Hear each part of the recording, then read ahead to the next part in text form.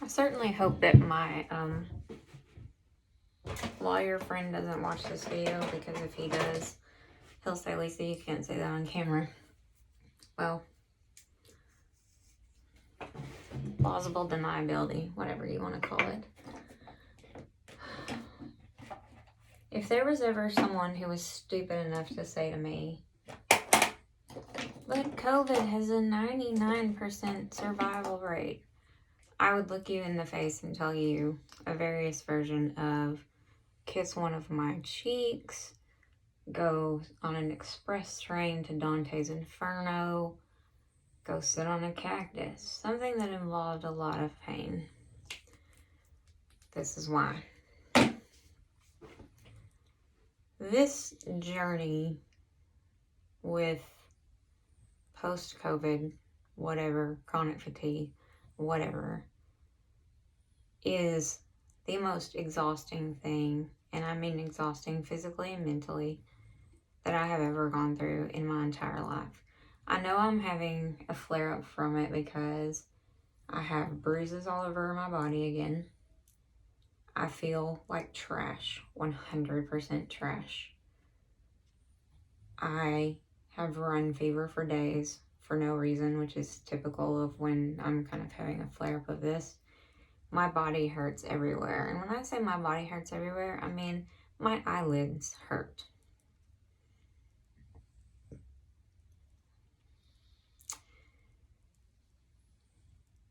I'm exhausted.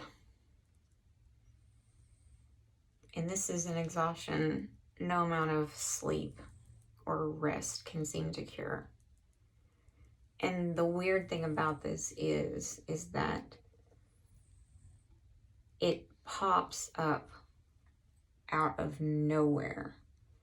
You'll be going along having great days, it seems like you've made a ton of progress, and then all of a sudden it's just like, in the toilet it goes. Now, it probably doesn't help that I have the two cats here who are just heck bent on committing nefarious acts against their mother every single day and wake me up at unspeakable times every day, because they do. Still, though, I've cut back on my drives. I don't drive near as far as I did. I've shortened those. I have cut back on my days to make sure I'm within 40 hours.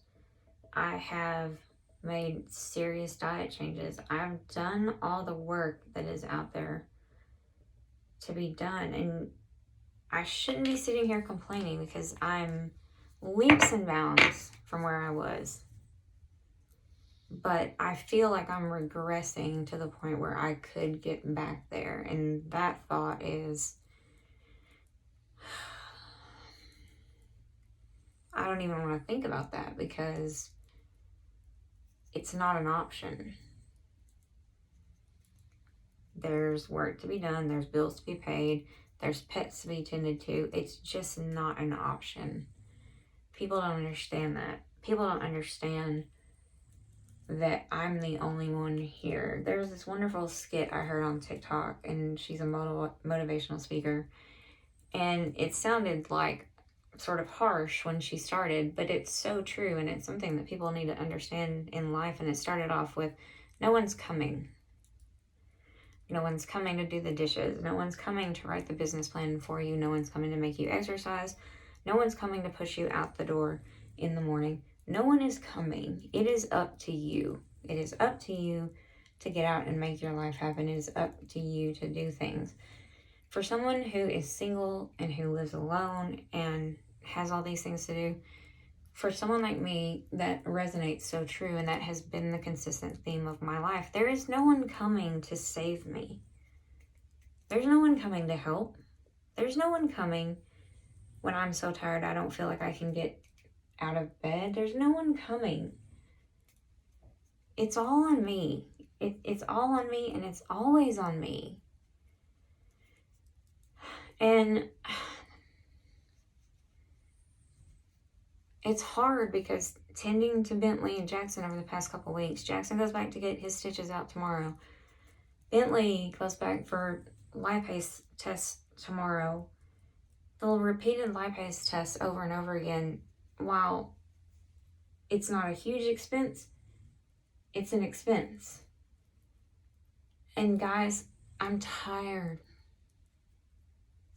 I'm so tired. And I don't feel well. I hurt everywhere. Everything in my body wants to just give up.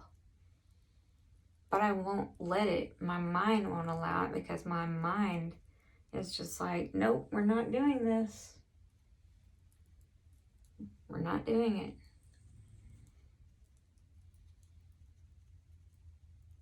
I sit here. I was doing something last night. I think I was on FaceTime with someone. And somebody said they were going to rebuke it in the name of Jesus. And I was like, amen to that. I was like, you should hear the way I walk around my house talking to Satan, because it's hilarious. I sit around and tell him and his demons of sickness and various assorted other things, I'm like a flight attendant. The exits are that way, that way, that way, that way, that way. In case of emergency, I really don't care what in the actual hell happens to you. You know where you're going. You guys, if somebody was filming me walking around talking to my house, someone would probably either think, okay, the girl needs a comedy show or admission into her own hospital. I'm not sure the two options you would pick from. But basically, I'm just reminding him he has no power over me. And it's also kind of like a little mental pep talk for myself. But there's still no denying that it is a physical condition that nobody knows anything about. Nobody has any freaking answers for. Yeah, there's nothing. And to say being frustrated, yeah, that's the understatement of the century. I knew when I started breaking out in the bruises, I was in trouble. Those are clear signs. I also have a little bit of a rash again this morning. That's another sign. Mark my words, in a few years, there's going to be an autoimmune condition tied solely to COVID. It's going to be its own autoimmune disease. It's going to take them years to diagnose it. It's going to take them years to come up with it, to give it a name, whatever. But it's going to happen. And it's going to be for those of us who are in my situation. And you're going to hear about it on the news. We've now found a new autoimmune condition tied to people who had COVID and had an inflammatory response thanks to spike proteins. I can hear it now, and I'm going to be sitting back somewhere going, you don't say. This is setting powder. I'm not turning myself into Casper, even though I already feel like Casper. Yeah, I'm nauseous. I'm whatever. The only thing I don't have, and I think this is very interesting, I don't have headaches, because I went to the new chiropractor joint that opened here in town that's open on the weekends, and the guy did an adjustment on my neck. I've always had some suspicion, some kind of like, I don't know. I've always kind of had just doubts about chiropractors, but then I started watching the guy on YouTube who's the Gonstead or whatever how you say it, chiropractor, and I've seen him do some of the wildest stuff, and I've also listened to how incredibly knowledgeable that guy is. And at this point in time, I'm with any sort of treatment, I'm just like, well, what the heck, why not? And so the guy immediately picked up on the rotation I have in my sacrum, which is the core issue of why my back is so bad, is that my sacrum is rotated, it's tilted, and that causes the majority of my back pain. It's extremely painful. It's excruciating painful. And on top of that, I drive in a car hundreds of miles every day. And so immediately he picked up on that, and he picked up that my SI joint was out of place. And I was like, yeah, I popped that back in myself on the regular. And he was like, pardon me, ma'am, you what? And I was like, well, I have a great physical therapist who kind of showed me how I could do it myself. And I'm used to this whole sacral rotation thing. I've dealt with it for a long time. And he just kind of looked at me and he's going, well, it's pretty significant. And I'm just like, man, you don't even know the half of it. So I just solved that, which I was very grateful for because I was having some very serious back pain. But then he started working on my neck. And first he's just holding on to it. And he's like, relax. And I'm like, we don't do that here. We don't know that term. You're talking to the wrong person. But then he said, okay, I'm going to do something real quick. Just turn your head. And then all of a sudden I felt this pop. And then I felt this pop on the other side. And he broke out his little friendly skeleton joint that is on everyone's front porch right now. And he said, do you know anything about the vertebrae and whatnot? And I was like, I know enough anatomy and physiology to be dangerous. And he started laughing. He was like, don't we all? And he said, okay, here's the issue. Now, for context, for weeks I've been complaining of neck pain, that I don't know where the neck pain came from. I just figure it's another mystery symptom. Add it to the list. He said, the way that your C1 and your C2 were sitting, one of them, and he was pointing to the specific spot, so I get what he was saying. One of them was tilted forward, one of them was tilted backwards. And he was like, I get the whole post-COVID thing. And he's like, I'm not discounting anything, any of the research that you've looked at, any of the headaches. He's like, because he had COVID and he had headaches while he had COVID. So I'm dealing with a former COVID person myself. He said, but you also have this thing where you had this rotated the wrong way and this rotated the wrong way too. In much the same way you had the wrong rotation going on here, which I can 100% guarantee was part of the problem of your headaches. What was very interesting was I had a headache that day.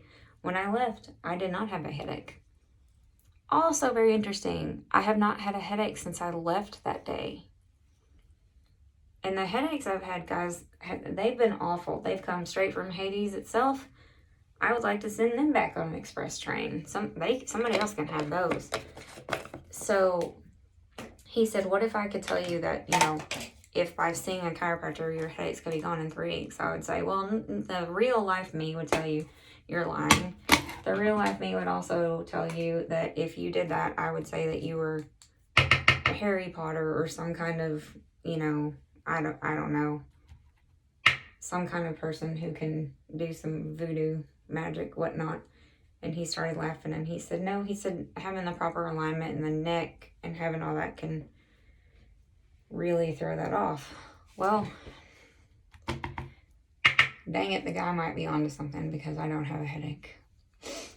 I do feel like shearing utter garbage everywhere else, but I don't have a headache. My insurance pays for chiropractic visits. Only a few, but a few. So I may be exploring that option. At this point in time, I just figure why not, because I've tried everything else and nothing is working. So when nothing else is working, exhaust all options, just like I'm exhausted. That's my non-motivational speech for the day. I hope you all have a good day.